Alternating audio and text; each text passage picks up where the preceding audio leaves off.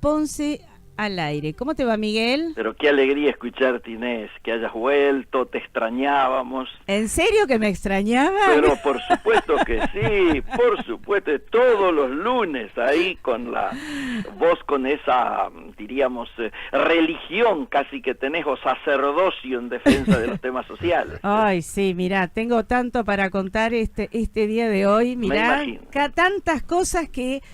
Ay, voy a tener que hacer un llamado de atención a nuestros legisladores porque tenemos que presentar un proyecto sí o sí de resolución, sí, claro, con un montón de preguntas, porque el tema jubilaciones y el tema de pensiones, sí, claro, el tema de topes, el tema de ganancias, sí, todo, mira, realmente hay montones de cosas, de irregularidades que yo no entiendo, hacen su propia normativa jurídica con su propia interpretación muy sui generis, que sí, lo, claro, que tiene que ver con esto. Sí, sí, sí. Así que necesitamos legisladores nuestros sí o sí para empezar a defender a los jubilados, porque si no estamos en el horno. Sí.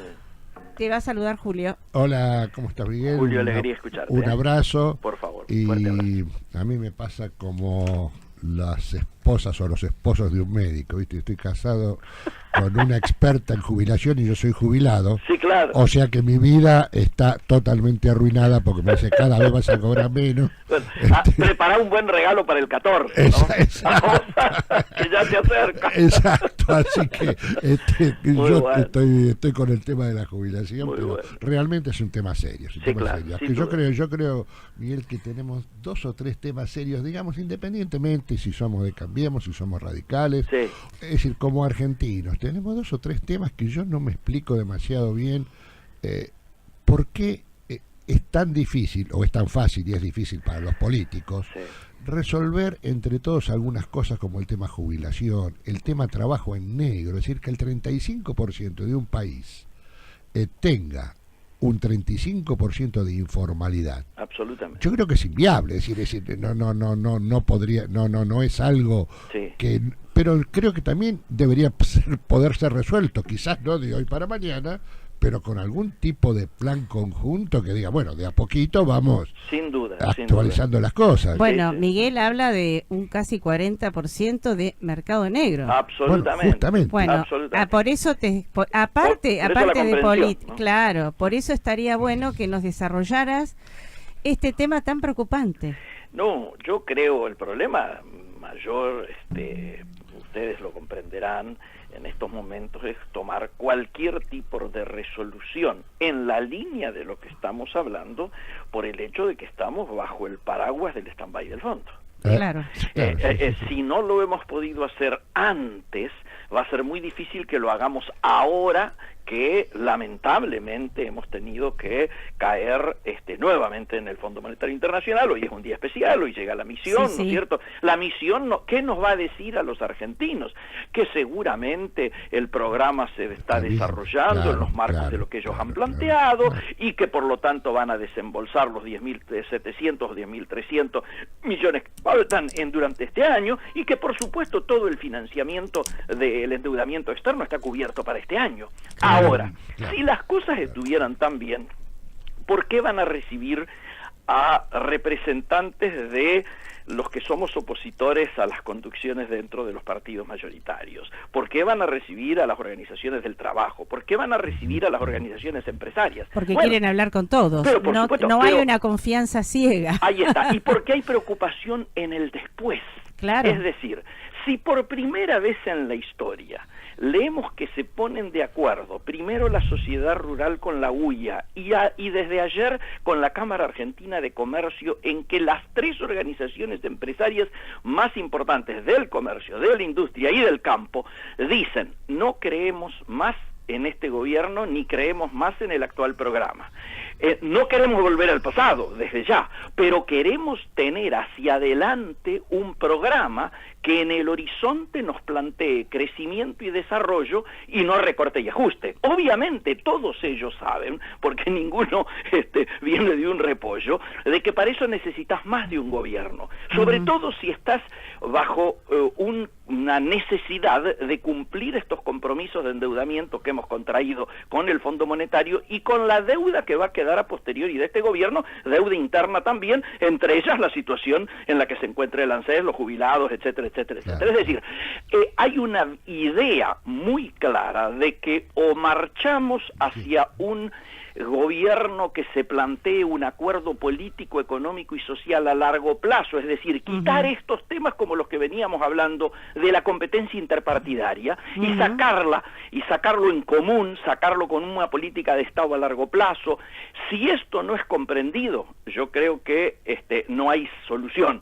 Por eso me parece que el fondo ya se está planteando este tipo de reuniones en aras de, cualquiera sea el resultado de las elecciones de este año, tener en claro de que hay un proceso de cumplibilidad o de refinanciación de las deudas contraídas, y no que estamos anunciando que si se pierde se va a un nuevo default, lo cual sería una situación trágica. Es correcto, claro, es correcto. Claro. Lo que pasa, Miguel, también es que uno dice, si pudiéramos hacer, bueno, quizás el periodismo argentino en general no le gusta demasiado eso, pero si pudiéramos hacer, volvamos al tema de la informalidad. Sí. Es decir, para combatir la informalidad, Miguel tiene una idea, sí, algún otro economista tendrá otra, seguro, ¿no es cierto? Entonces decir, bueno, juntemos, no importa si hoy es posible o no es posible, pero por lo menos acordemos las líneas. Acordemos 5 líneas para bajar la informalidad, no sé, quizás en 5 años, 7, 1, 8, lo que sea.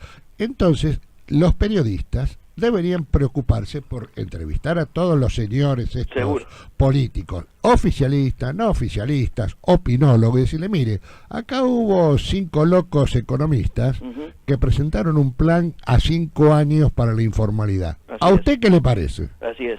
Y tal cosa, bueno, usted, es decir, se comprometería con esto. Entonces, por lo menos, uno podría decir, bueno, gane quien gane, el país no se va a fundar. Es decir, de cualquier manera un país no se acaba. Obviamente, pero ni se funde. Pero tratemos de tener orden para adelante y consensuemos, ni pacto de la Moncloa, consensuemos 4 o 5 cosas que tampoco deben ser misteriosas, Miguel. Supongo yo no soy economista, pero desde el punto de vista de trabajo y de técnica, ustedes deberían, no ustedes, sé que vos tenés una idea muy clara, pero por ahí uno puede, si aceptan el diálogo, porque además está la otra. Bueno. ¿Quién es este Miguel? Y este Miguel es uno que es un radical, pero que no está muy de acuerdo con Cambiemos. No, entonces no lo escucho. No, pará, yo escucho a Miguel, escucho a Kicillof, escucho no sé quién Obviamente, ¿para qué vamos a hablar con los iguales? Es muy fácil. Lo difícil es hablar con los distintos. Totalmente. No hay acuerdo si no hablamos con los distintos. Perfecto, es así. Es el ABC, ¿no es cierto?, de un proceso de concertación que te plantees, y de cualquier política que a nivel nacional vos quieras que sea una política de Estado. Los que estamos en comercio exterior o en los temas internacionales, envidiamos siempre a Itamaraty. Itamaraty no ha cambiado porque vino Bolsonaro en lugar de Lula o de Dilma. ¿No es cierto? O sea, la Cancillería brasilera siempre... En México, la línea internacional de México no ha cambiado porque antes tuviera uno de derecha y ahora tengo uno aparentemente de izquierda. Absolutamente. Estas son políticas de Estado que, por supuesto, requieren de consensos mayoritarios a largo plazo, construidos sólidamente, donde cada uno cumpla su rol, ¿no es cierto?, y donde obviamente se tenga por la preocupación principal el bien general y no el bien de los particulares, digamos. Y todo esto que se ha sostenido en el tiempo, que no cambiemos, cada gobierno que ingresa, todos los gobiernos empiezan a cambiar, que el sistema tributario lo cambio, que esto lo cambio, todos los años, y no es bueno, no es saludable. Inés, y este año, que es un año electoral, así es, vas a ver la cantidad de proyectos que vas a ver aparecer, y ideas brillantes. Muchachos, lo primero que tenemos que hacer es cumplir la ley. Claro. Tratemos de cumplir la ley. Nos acabamos de enterar este último fin de semana que el presidente de la Nación, o el gobierno que diríamos que él preside, está pretendiendo desconocer la legislación de las PASO, y que todo sea a dedo puesto por el capricho de los que quieren elegir candidatos sin que participen los afiliados, los hombres militantes que pertenecen a cada una de las fuerzas. Y no lo estoy diciendo solo por el radicalismo. Nosotros no, por todas las fuerzas. Absolutamente. Nosotros salimos a reclamar este fin de semana, en función de esto, la exigencia, ¿no es cierto?, al gobierno de que cumpla lo que dice la Constitución Nacional y lo que dicen las PASO, la reglamentación. Y por otro lado, le pedimos a la conducción partidaria que convoque ya a la Convención Nacional. Bueno, ahí no se puede durar más. Ahí vamos a entrar a hablar ahora. A ver, vámonos. Ahí vamos a entrar. ¿Leíste esta mañana la nota de Zuleta Puseiro? Sí, claro, donde nos anuncian que van a intervenir Santa Fe. Es muy serio. Hablé con los amigos de Santa Fe. Están, primero, desconociendo el artículo 12 de la Carta Orgánica Partidaria. ¿Viste? Segundo, claro. el doble discurso no tiene límites. El amigo Cornejo, gobernador ha subido asociado a Massa, no como Cambiemos. En la ciudad de Buenos Aires obvio. No existió nunca Cambiemos ni existe Cambiemos. Perdón, en Salta tampoco. En Salta tampoco. Cornejo. No, perdón, en Jujuy no existió, perdón. Claro, Cornejo subió por un frente amplísimo donde estaban los socialistas, donde estaban los partidos demócratas de Mendoza, etc. En Santa Fe ya hace 15 años que el radicalismo participa en el Frente Progresista. Ahora se les ocurre... Morales, su vicepresidente su vicegobernador era de Massa. Era de Massa. Vos no veías, yo estuve en la campaña en Jujuy, no veías una cara de Macri presidente, veías todas de Massa. Así es. Es decir, muchachos, no tienen autoridad para plantear... No seamos hipócritas. Es muy hipócrita, no tienen autoridad para hacerlo. Y estamos dispuestos a judicializar si esto se plantea en estos términos. Claro. Esta semana, Inés, va a haber Congreso Provincial de Santa Fe. Arriba del 75% de los delegados van a estar en una única posición, absolutamente mayoritario. Si después de eso pretenden intervenir, va a ser un papelón. Ahora dicen que el miércoles... ¿Cuándo es el Congreso de Santa Fe? El 12, el 12 o el 17. Hoy hablé y me quedó esa confusión. Ajá, porque el miércoles se reunía, miércoles pero 13... no lo pueden sacar, te voy a decir por qué. Y no lo pueden, porque tiene que intervenir en la Convención Nacional, claro, que tampoco están llamando. Claro. La mesa puede decir, vamos a intervenir. Pero la que decide es la Convención Nacional. Por lo tanto, obviamente, si ellos lo resuelven y mandan a algún interventor, va a ser absolutamente no válido. Claro. Está invalidado de facto. Yo no soy abogado, soy ingeniero, claro, pero me han dicho explícitamente que esto es violar la Carta Orgánica. Obvio, pero aparte yo lo que digo es lo siguiente también, ¿no? Sí. Tuvimos en otros momentos, nosotros hemos intervenido provincias, claro, y bueno, en coyuntura, pero esto realmente es muy autoritario. Además de ser autoritario, está interviniendo a un partido que está en un gobierno provincial. Claro. No, es que está allá perdido tratando de llegar. Todo en aras de qué? De proteger a un candidato. A quien desde mi lectura ha sido el peor presidente que ha tenido la Unión Cívica Radical en toda su historia, como es José Corral. Y por ese candidato, que lo quieren proteger, que le dieron supuestamente la veña... Sí. Están haciendo todo esto, realmente. Porque saben que pierde. El tema es que saben que pierde. Ojalá, entonces, mira, ojalá. Es así. Ojalá. Saben que pierde Corral. Entonces, lamentable. Fíjate, iban a ir juntos Corral con Barletta. A Barletta de pronto se le ocurrió que Lilita Carrió podía darle un apoyo. Lilita Carrió está apoyando a Barletta contra Corral. Claro. Es una aquelarre. Ahora, existe también otra cosa que por edad me corresponde pensar. Sí. Porque los que nos quedan menos años tenemos más apuro. Estamos en eso. Entonces, coincidimos. Entonces yo digo una cosa, yo le explicaba a Inés, que ella se enoja políticamente. Le digo, escúchame, Inés, yo tengo la teoría que se está haciendo y se está haciendo un gran bluff con el tema de las elecciones a presidente. ¿Por qué? Porque si yo no entiendo mal, hay un candidato oficial que es el señor Macri, acompañado fuertemente en la provincia de Buenos Aires por la señora Vidal. Así es. Y hay una posible candidata, Cristina Kirchner, acompañada por una cierta cantidad de gente no mayoritaria, pero no por todos los peronistas. Por supuesto.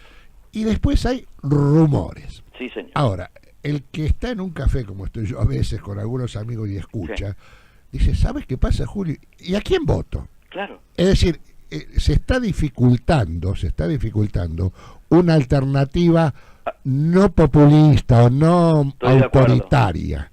Pero y ese además, es el peligro, es decir, Pero además, vos fíjate la certeza de tu observación, que los números están diciendo que hay alrededor entre un 25 y un 28% de apoyo a Macri. Hay alrededor de un 30% de apoyo hoy a Cristina. Ajá. Es decir, que hay un grupo que está cercano al 50%, que a medida que se agrava la situación económica y social y el descontento crece más, a ese grupo todavía no tiene expresión, y nos quieren llevar por un tema de táctica durán-barbista nuevamente a repetir una situación en la cual lamentablemente nos ponen en la opción de elegir entre dos fracasos, el fracaso actual y el fracaso anterior. No queremos ni el fracaso actual ni la continuidad del fracaso actual ni volver al fracaso anterior. Excelente, excelente. Lo que pasa, Miguel, es que además de uno estar claro en el diagnóstico, dice, bueno, escúchame, pero ¿y qué posibilidades hay de un tercero? Y además, que este gobierno, que yo puedo decir cualquier cosa y no puedo aceptar que ahí son unos tontos que no entienden nada. No empecemos que no entienden nada. Lo que hacen, lo hacen muy bien meditadamente. Todavía no le habrá empezado la campaña. Y cuando vean que la campaña se politiza un poco, van a hablar de corrupción, por supuesto, van a hablar de seguridad, desviando la pelota. Tal cual. Entonces, del pero 40% eso, que estamos total dando acuerdo, vuelta. pero por eso vos fíjate, es tan indignante esto del doble discurso. Porque, a ver, Cornejo, que sabe lo que está pasando en su provincia, desdobla. Me dicen que Gerardo desdobla.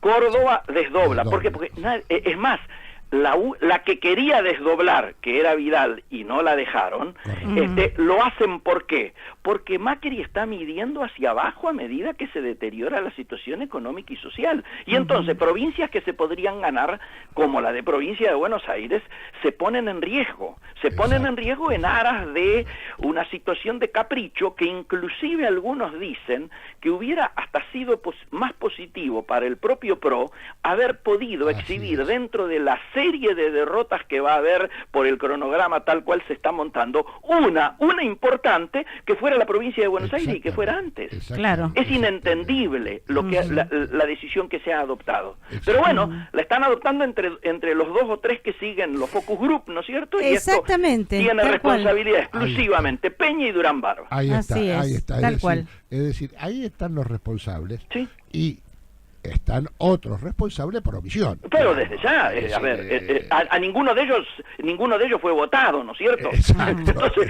la mayor responsabilidad acreditémosla a los que han sido votados y que están en funciones de gobierno. Yo me temo que si esto, Miguel, pero esto es muy hipotético, yo me temo que si esto no sale el espectro político moderado a ser una tercera opción, se va a definir o por el bolsillo o por me van a matar. Absolutamente, lamentablemente llevamos y digámoslo con todas las letras, esta grieta no nos ha servido no para resolver los problemas estructurales que tenemos pendientes, ni siquiera para enfrentarlos, para encararlos.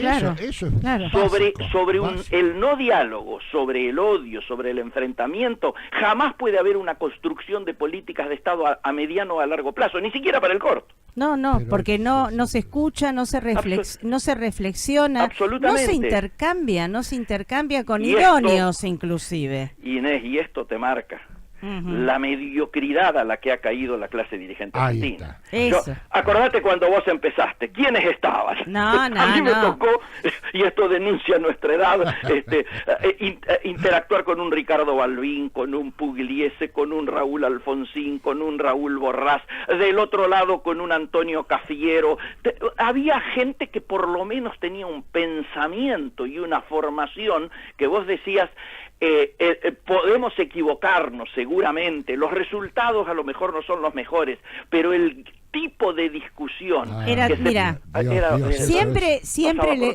siempre le digo a Julio lo mismo, ¿no? Yo ingresé a la función pública y tuve muchos cargos a nivel ejecutivo, a nivel nacional, siempre a nivel nacional. Nunca, jamás pasé por una situación de no poder sentarme a tener una discusión o un debate en este momento en el tema que me compete, que fue el tema de que tengo hace 32 años, donde te voy a decir algo, en la época del menemismo, yo me sentaba con el secretario de Seguridad Social, yo siendo asesora en la Comisión de Previsión, y estábamos hablando de las modificaciones de la 24241, pero teníamos un diálogo de igual a igual. Y ojo, esto se terminó. Claro, y ojo, Inés, porque no es que la temática ha pasado. No. Es más, hoy vemos en primera línea de la política a gente que ha estado muy cerca de eso. Digo un Massa, digo un Bocio y hasta un Vudú. ¿Sí? Y sin embargo, el nivel con el que se ha manejado esta temática nos lleva a que hoy pensemos que objetivamente la situación en la que nos encontramos es absolutamente, diríamos, difícil de resolver de cara al futuro. Y te voy a decir algo. Dime. Tuve el gusto de trabajar con todos, porque fui asesora de ellos. Y te puedo asegurar que tanto Massa como Vudú, olvídate del resto. Te estoy hablando específicamente. Con el único que no trabajé de cerca fue con Bocio. Claro. Pero lo escucho. Sí, claro. Lo escucho y sé quién es el equipo que tienen. Oíme, Basavilbaso no se puede sentar con ninguno de los tres a hablar, pero te lo puedo asegurar como una persona que conoce del tema. No está te lo en condiciones. No sos la primera que lo dice. No, además lo que tiene razón Miguel, y vuelvo a que uno cambia de época. Yo me recuerdo, mi padre era muy peronista, su hermana, mi tía, muy radical. Ahora, como primera medida, nunca vi que un radical se vuelva peronista y un peronista radical. En esa época. Segundo, políticos, como los que vos mencionaste, como Allende, pero ¿quién iba a dudar? Podías dudar que si eran más tontos o menos tontos. Pero Frondizi, Allende, toda esa camada de era políticos, gente que había leído, había leído. Ahora encontrás gente que no ha leído, que se equivoca en los temas más elementales, que no ha tenido, que solamente está viendo de qué manera el marketing le genera una situación de mayor empatía con el que lo tiene que votar. Esa es la única preocupación. Y lo más importante, Miguel, le preguntás para qué quieren ser elegidos y muchos de ellos no saben qué responder. Y lo más importante, ninguno con una honestidad indiscutible. Absolutamente. O si el señor Ilía o el señor Allende o este otro muchacho que a mí me gusta de la izquierda que mantiene Zamora para no decir que uno empezó a militar en el radicalismo. Bueno, Zamora. Es decir, vos podés dudar intelectualmente de sus ideas. Ahora, de su honestidad no podés dudar nunca. Cosa que hoy cada día es más difícil. Sí, claro. Bueno, porque esto se ha hecho muy, yo diría, materialista, ¿no es cierto? Y además, porque hoy en día, a diferencia de otros tiempos, las campañas son multimillonarias. Entonces, esto genera una situación de elitización de los protagonistas de la política y por eso encontramos también muchas veces las vinculaciones con la corrupción, porque como se dice que es imprescindible tener 100 palos verdes para imponer una candidatura presidencial, ¿quién lo va a sacar de su bolsillo? ¿De dónde lo saca? Además, alguien de clase media como nosotros o que es profesional, que yo, no puede ni pensar en acercarse en eso. Y el otro tema que uno tiene que necesariamente asociarlo a la baja de nivel. Nosotros nos enorgullecíamos de la universidad pública, ¿sí? Todos hemos estado, tenemos grados, posgrados, etcétera, en la universidad pública. Si hemos tenido que elegir en las últimas elecciones entre un graduado de la UCA, uno de la de Palermo y uno de la UADE, sin despreciar a ninguna de ellas, que lógicamente cumplen un rol, pero algo hemos hecho mal los de la universidad pública.